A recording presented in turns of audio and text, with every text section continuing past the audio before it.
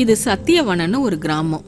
இந்த கிராமத்துல எல்லாரும் சூரிய உதயத்துக்கு அப்புறமா சூரிய அஸ்தமனத்துக்கு முன்னாடி அவங்க பண்ண சமையல குடிக்கிற தண்ணியோட சேர்த்து அந்த கிராம எல்லையில இருக்கிற சாந்தாரா கோயில் முன்னாடி வாசல்ல வச்சு வணங்கினதுக்கு அப்புறமா தான் சாப்பிடுவாங்க. இதுதான் இந்த கிராமத்தோட வழக்கம். ராத்திரி நேரத்துல யாரும் அந்த வழியில போக மாட்டாங்க. இதுவரைக்கும் அப்படி போனவங்க யாரும் திரும்பி வந்ததில்ல. காரணம் அது பேய் பாதை. வேலைக்காக வெளியூர் போன வீரையன் திரும்பி சத்தியவனத்துக்கு வரான். சரியா கிராம எல்லைய வந்து அடைஞ்ச உடனே ராத்திரி ஆயிடுச்சு. அம்மாடி, இருட்டாயிடுச்ச. ஊர் எல்லையிலேயே இருந்துடலாமா? இருந்தாலும் அந்த பேய் நம்மள என்னதான் பண்ணிடும் பாப்போம் அப்படின்னு நினைச்சுக்கிட்டு பேய் பாதைய பத்தி தெரிஞ்சிருந்தும் கூட அத பத்தில கவலைப்படாம அந்த பாதை வழியா போக ஆரம்பிச்சான். சாந்தாரா கோயில் பக்கத்துல வந்து சேர்ந்த உடனே, என்னது இது? சாந்தாரா கோவில் அடியில இருந்து புகை கிளம்புது. அது என்ன? வழியில ரொம்ப தூரத்துல ஏதோ மினுங்கிற மாதிரி இருக்கே.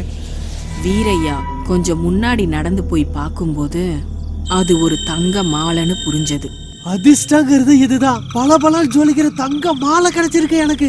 வீரையா அந்த தங்க மாலைய ஆசையா எடுக்கலான்னு முன்னாடி வந்தப்ப ஆண் பேய் வீரையனுடைய கைய வெட்டவும் பெண் பேய் வீரையன் கழுத்தை குத்தி குத்தி கொன்னு போட்டுருச்சு.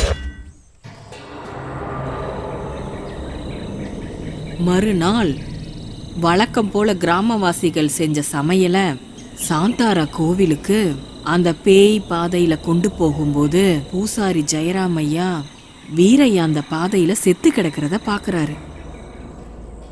கிராமத்துக்குள்ள அவனுடைய பணத்தை தூக்கிட்டு வந்து வீரையனுடைய வீட்டு வாசல்ல அவன் பணத்தை வச்சு கவலைப்படுறாரு. பேய் பாதையில இன்னொரு பலி. தாயே சாந்தாரா, நீதாம்மா காப்பாத்தணும். வீரையனோட பணத்தை சுத்தி கிராமவாசிகள் இருக்காங்க. அந்த கிராமவாசிகள் நடுவுல இருந்து வீணா தன்னோட மகனோட முன்னாடி வந்து வீரையன் பொண்டாட்டி கையில பணத்தை கொடுத்துட்டு போயிடுறாங்க. அப்படி தாயும் பிள்ளையும் திரும்பி அவங்க வீட்டுக்கு வந்து சேர்ந்த உடனே பையன் பிரதீப் தாய் வீணா கிட்ட, அம்மா, ஏமா எல்லாரும் செத்து போறாங்க? யாரு செத்து போனாலும் நீ ஏமா அவங்களுக்கு பணம் கொடுக்கற?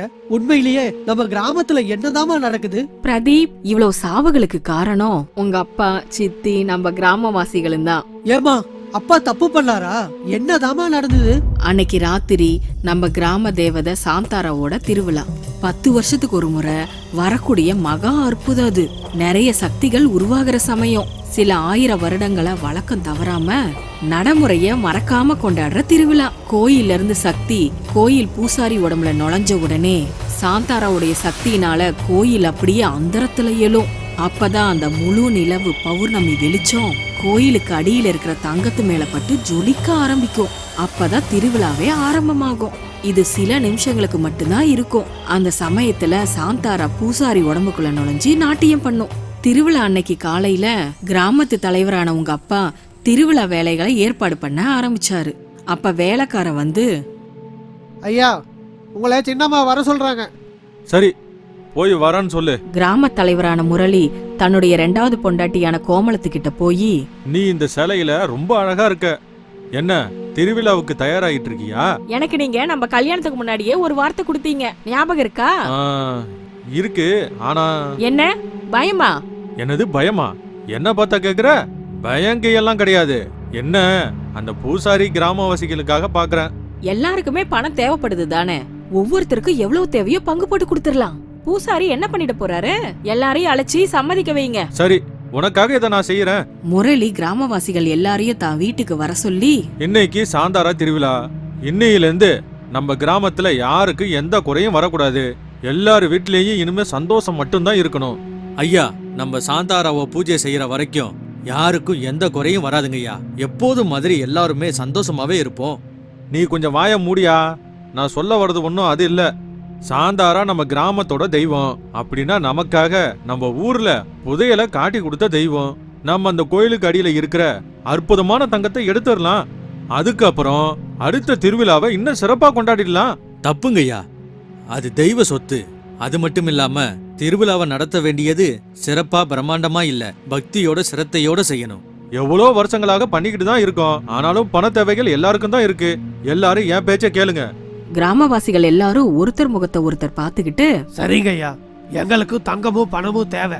நீங்க சொல்ற மாதிரியே பண்ணிரலாம். வேண்டாங்க, அப்படி பண்ணாதீங்க, அது ரொம்ப தப்புங்க. முரளி, பூசாரி ஜெயராம் ஐயா வீணா பேச்ச கேட்காம கிளம்பி போயிடுறாங்க. திருவிழா அன்னைக்கு ராத்திரி பூசாரிக்கு கிராமவாசிகள் சிலர் அலங்காரம் பண்ணிட்டு இருக்காங்க. பூசாரிக்கு சாந்தாரா கோயில்ல இருந்த பெரிய கத்திய கையில கொடுத்து உடம்பு பூரா மஞ்சள் பூசி பெரிய பொட்டு வச்ச உடனே சாந்தாரா கோயில் சுத்தியும் புகை கிளம்பி கோயில் அப்படியே அந்தரத்துல எழும்புது. பூசாரிக்குள்ள சாந்தாரா நுழைஞ்சிட்டா. பிரளய நடனம் புரிய ஆரம்பிச்சா. ஊர்ல எல்லாரும் ஆச்சரியத்தோட பாத்துட்டு இருந்தாங்க.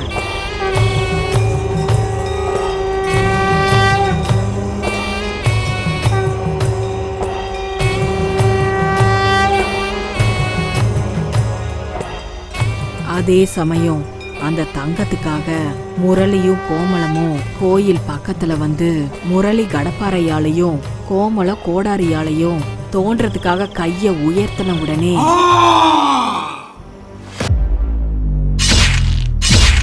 தப்பு பண்ணிட்டீங்க, தப்பு பண்ணிட்டீங்க. சாந்தாரா, சாந்தாரா, நாங்க தெரியாம தப்பு பண்ணிட்டோம், எங்களை மன்னிச்சிடுங்க. யார் பேச்ச கேட்டு தப்பு பண்ணணும்னு நினைச்சீங்களோ அவங்களாலே உங்களுக்கு பயமும் சாபமும் கிடைக்கும். இது நிச்சயம். சாந்தாரா, எங்க தப்பா மன்னிச்சு காப்பாத்து. நன்மைக்கு கெடுதல் நடக்கும் போது, தர்மத்திற்கு இடையூறு ஏற்படும் போது, தங்கத்தின் மேல உங்களுக்கு இருந்த ஆசை தீரும் போது நான் மறுபடியும் வருவேன். அது வரைக்கும் நீங்க சாப்பிடுற உணவு, குடிக்கிற தண்ணி என் பாதத்துல வச்சதுக்கு அப்புறம் தான் என்னோட நெய்வேத்தியம் உங்களுடைய சந்தோஷம், எனது காட்சி உங்களுக்கு துக்கம். பூசாரி உடம்புல இருந்து சாந்தாரா போயிடுச்சு. அவர் கோயில் வாசல்லையே அப்படியே விழுந்துட்டாரு. கிராமவாசிகள் தான் அவரை எழுப்புனாங்க. இதெல்லாம் நடக்கும்போது உனக்கு வயசு 3. இது நடந்து 10 வருஷங்கள் கழிஞ்சிடுச்சு. இவ்வளோ காலமாகியும் சாந்தாராவுக்கு நம்ம மேல பரிதாபம் வரல, கோபமும் போகல. சத்தியவனத்துல பஞ்சம் ஏற்பட்டுச்சு. சாப்பிட்றதுக்கு சாப்பாடு மட்டும் இல்ல, குடிக்கிறதுக்கு தண்ணி கூட ரொம்ப தூரத்துக்கு போய் தான் எடுக்க வேண்டி இருந்தது. பேய் பாதைக்கு பயந்து எல்லாரும் தண்ணி எடுக்க வெளியே போறத கூட நிறுத்திட்டாங்க. அப்படியே சிலர் போனாலும் அந்த பேய் பாதையில பேய்ங்க கையால செத்து போயிடுறாங்க. வீணாவோட மக ஆரோக்கிய குறைவுல படுக்கையில படுத்துட்டான். அப்ப வீணா பூசாரி ஜெயராம் வீட்டுக்கு போய், ஜெயராம் ஐயா, ஜெயராம் ஐயா. அம்மா, நீங்க என்னம்மா இந்த பக்கம் வந்திருக்கீங்க? உள்ள வாங்கம்மா. ஜெயராம் ஐயா, என் மகனுக்கு உடம்பு சரியில்லாம போயிடுச்சு. குடிக்கிறதுக்கு தண்ணி கூட இல்ல. நீங்க என் மகனுக்கு கொஞ்சம் தண்ணி எடுத்துட்டு வந்து உதவி பண்ண முடியுமா? வீணா அப்படி கேட்டுட்டு களைப்புனால ஜெயராமையா வீட்டுக்கு முன்னாடியே விழுந்துடுறாங்க. கிராம மக்கள் உதவியால பூசாரி வீணாவை தான் வீட்டுக்கு கொண்டு போய் படுக்கையில படுக்க வச்சு, ஜெயராமையா, இப்ப நீங்க தண்ணிக்காக போறீங்களா? போனா சூரிய அஸ்தமனத்துக்குள்ள வர முடியாது. ஆறு ரொம்ப தூரத்துல இருக்கு. இப்ப நீங்க போக வேண்டாம் நான் நினைக்கிறேன். ஏற்கனவே பேய் பாதாது, போனா உங்க உயிருக்கே ஆபத்து. கொஞ்சம் நல்லா யோசிச்சுக்கோங்க.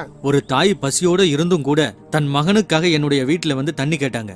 அவங்களோட வேண்டுகோளை நிறைவேற்றுறது என் தர்மம். அந்த முயற்சியில என் உயிரே போனாலும் பரவாயில்ல. பூசாரி ஜெயராமையா அப்படியே ஆத்து பக்கமா போய் தண்ணி எடுத்துட்டு திரும்பி வரும்போது ராத்திரி ஆயிடுது. என்னது அது தொலிக்குது? பூசாரி ஜெயராமையா கோயில் பக்கமா திரும்பி சாந்தாராவை வணங்கி முன்னாடி போய் பார்த்தா அது பெரிய தங்கமாலை. தங்கமாலை? என்ன ஒரு பாக்கியம்! இவ்வளோ வருஷத்துல என் கிராம தேவதையோட மாலையை பார்த்திருக்கேன். என் பிறவி பயன். ஆனா இந்த மாலை கீழே கிடக்க கூடாது, கோவில்ல தான் இருக்கணும். பூசாரி ஜெயராமையா அந்த மாலையை எடுக்கலான்னு கீழே குனிஞ்ச உடனே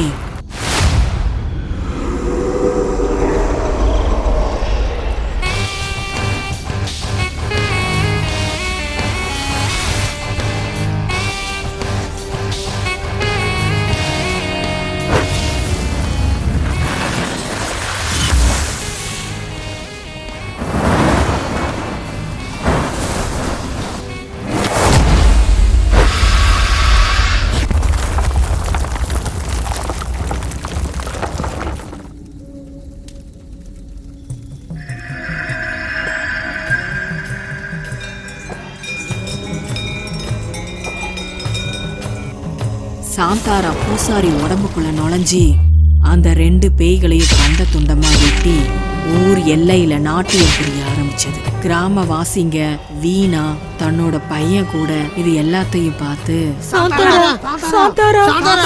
எல்லாரும் உடனடியா பூசாரி ஜெயராம் ஐயாவுக்கு அந்த கோயில்ல இருந்த மஞ்சளை எடுத்துட்டு வந்து உடம்பெல்லாம் பூசி திருவிழாவை ஆரம்பிக்கிறாங்க. பூசாரி ஜெயராம் ஐயா எல்லாரையும் பார்த்து சிரிச்சுக்கிட்டே கையால எல்லாரையும் ஆசீர்வதிச்சு வீணா பிரதீப் பக்கத்துல வந்து தலையில கைய வச்ச உடனேயே வீணா பிரதீப் பூர்ண குணம் அடைஞ்சிடுறாங்கனே.